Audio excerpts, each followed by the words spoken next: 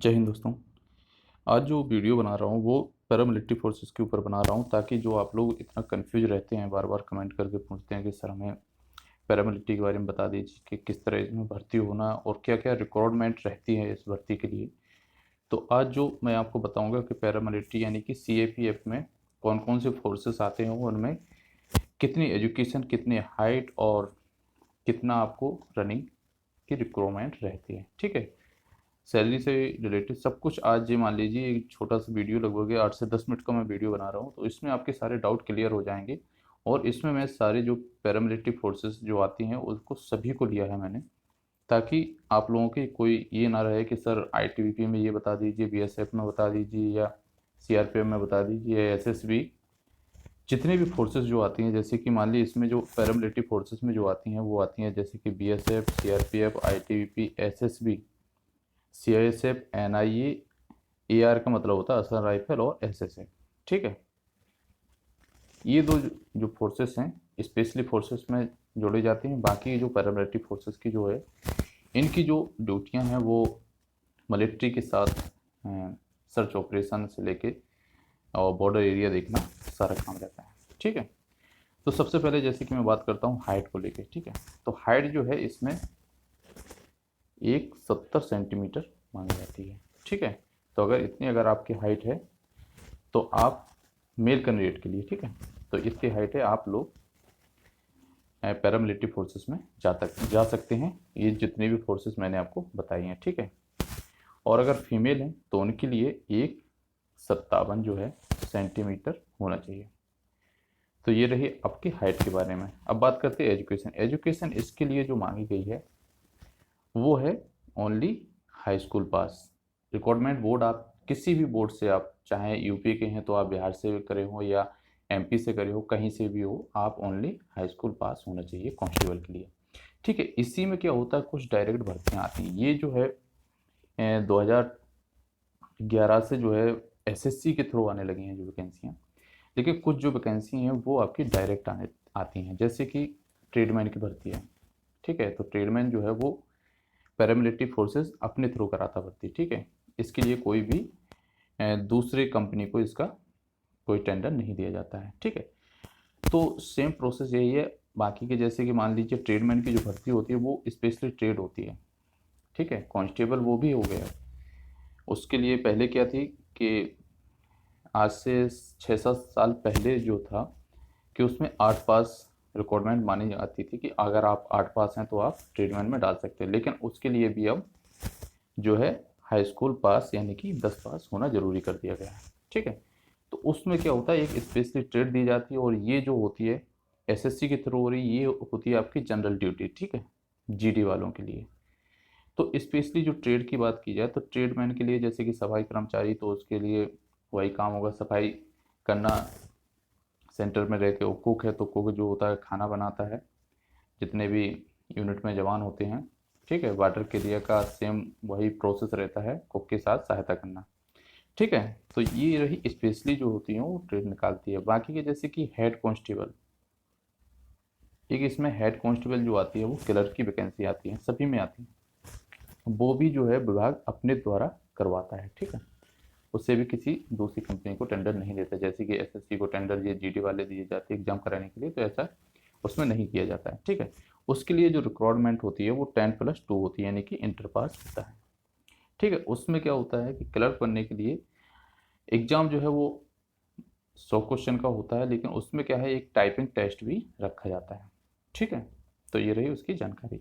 बाकी की बात की जाए तो 18 से 23 वर्ष जो है वो जनरल के लिए होती है। उसके बाद जैसे कि OBC कैंडिडेट होते हैं उनके लिए 3 वर्ष का छूट होता है, और जो SC ST वाले होते हैं उनको 5 वर्ष का छूट दिया जाता है। ठीक है, जैसे कि अगर मान लीजिए 23 वर्ष, 18 से 23 वर्ष है, OBC वाले हैं तो इसे 26 तक देख सकते हैं, और अगर SC ST वाले उसे 28 वर्ष तक इसे देख सकते हैं। वेतनमान की बात की जाए तो वेतनमान जो है वो आपका शुरुआती जो है 21,700 जो बेसिक वेतन है, लेकिन इसमें TADA और बाकी के जो मैच खर्चा मिला के लगभग जो है वो आपकी 34-35 हज़ार सैलरी आपकी शुरुआती बनती है। ठीक है, अब बात करते हैं रनिंग की। रनिंग जो होता है, रेस होता है, वो आपकी GD वालों के लिए जो होता है वो 5 किलोमीटर होता है, यानी कि 4800 जो मीटर होता है वो आपको 24 मिनट में पास करना होता है। ठीक है, 24 मिनट में इसको पास करना होता है। ठीक है,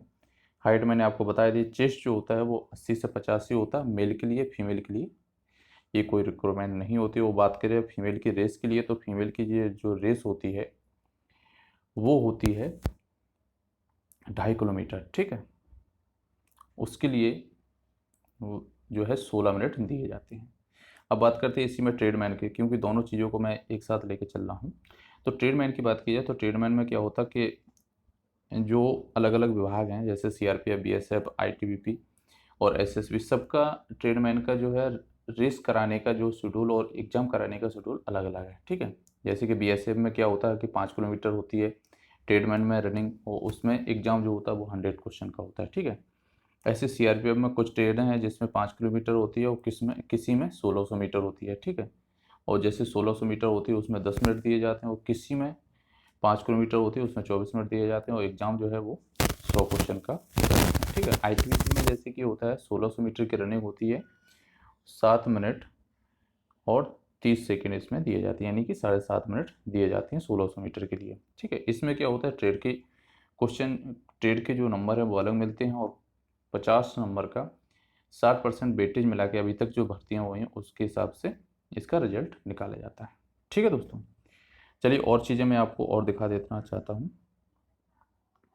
जैसे कि मैंने एक नोटिस बोर्ड लिया है जिसमें इसमें दिया गया है requirement organisation Indo Tibetan border police force, यानी कि आईटीबीपी के बारे में इसमें ये नोटिस बोर्ड में दिया है।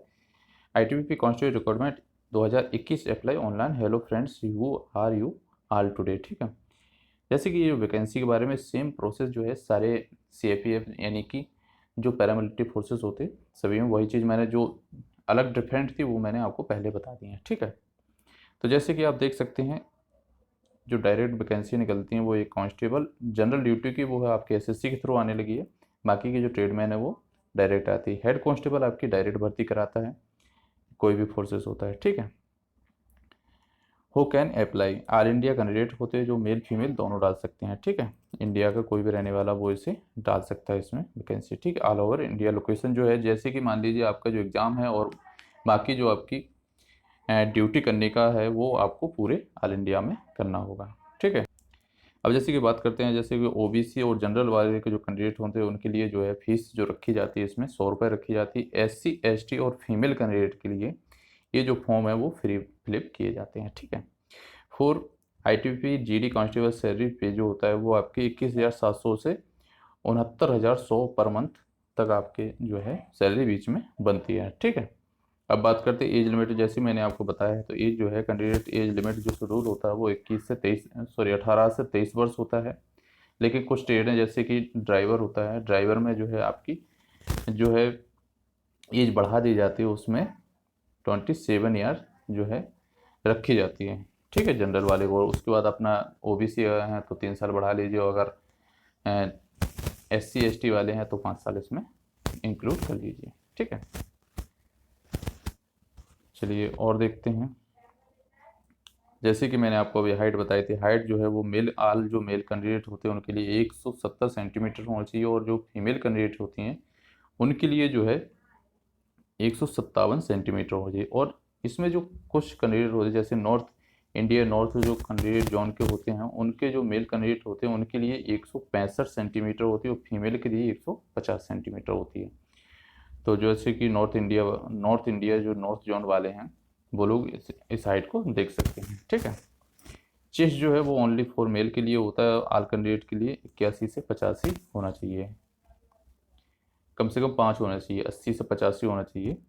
इसमें कलर टाइप में मान लीजिए कुछ जगह मान भी लिया जाता है, लेकिन 80 से और आपका 85 होना चाहिए। ठीक है, नॉर्मल 5 खुलना चाहिए। ठीक है, अब जैसे कि बात करते हैं फॉर मेल कैंडिडेट जो होता है इसमें 1600 मीटर रनिंग होती है, 7.5 मिनट में होती है। और फीमेल कैंडिडेट के लिए जो रनिंग होती है ये ट्रेड से रिलेटिव है। रनिंग जो है तो वो 800 मीटर होती है, और 4 मिनट 45 सेकेंड की जो है रनिंग होती है वो फीमेल कैंडिडेट के लिए। ठीक है, 800 मीटर। और आपको मैंने एजुकेशन के बारे में बता दिया, इसमें 10 पास होना अनिवार्य है। अगर 10 पास हैं आप तो इसमें एलिजिबल आप डाल सकते हैं। ठीक है, उसके बाद बात की जाए फ़ोटो एंड सिग्नेचर, जो कलर बैकग्राउंड जो फ़ोटो होती है उसे देख सकते हैं। एजुकेशन आपको हाई स्कूल होना चाहिए। डोमिकल सर्टिफिकेट जो है आपके कागज़ डॉक्यूमेंट्स जो मांगे जाते हैं, कास्ट सर्टिफिकेट, आप ओबीसी हैं, एससी हैं, एसटी, उनके लिए ज़रूरी है। और आप अगर जनरल से हैं तो उसके लिए कोई ज़रूरी नहीं है। ठीक है। आईडी प्रूफ के लिए आपके लिए आधार कार्ड या पैन कार्ड होना ज़रूरी है। सिलेक्शन प्रोसेस मैंने आपको बताई है, पहले फिजिकल होगा, उसके बाद रिटन होगा, फिर डॉक्यूमेंट वेरिफिकेशन होगा, फिर मेडिकल होगा, उसके बाद लास्ट मेरिट बनेगी। ठीक है। तो ये थी आप लोगों के लिए जो भर्ती प्रक्रिया है किस तरह होती है वो मैंने आपको बता दिया है। तो आई होप समझ में आ चुका होगा कि पैरामिलिट्री में जाने के लिए आप लोगों की इतनी रिक्वायरमेंट जो मैंने आपको बताई ये अगर आपके पास है तो आप आराम से जा सकते हो। ठीक है, तैयारी करिए। अगर कोई भी चीज़ आपको डाउट में रहा हो, अगर हमने आपको नहीं बता पाया हो इसमें, तो आप कमेंट करके ज़रूर पूछिए, मैं उसका रिप्लाई ज़रूर करूँगा। ठीक है दोस्तों, वीडियो पसंद आए तो एक लाइक ज़रूर करें। अगर चैनल पर नए हैं तो प्लीज़ चैनल को सब्सक्राइब कर लीजिए, बेल आइकन दबाना ना भूलें, ताकि मैं नेक्स्ट वीडियो आप लोगों के लिए बनाए तो उसकी नोटिफिकेशन आप तक पहुँच सके। जय हिंद दोस्तों।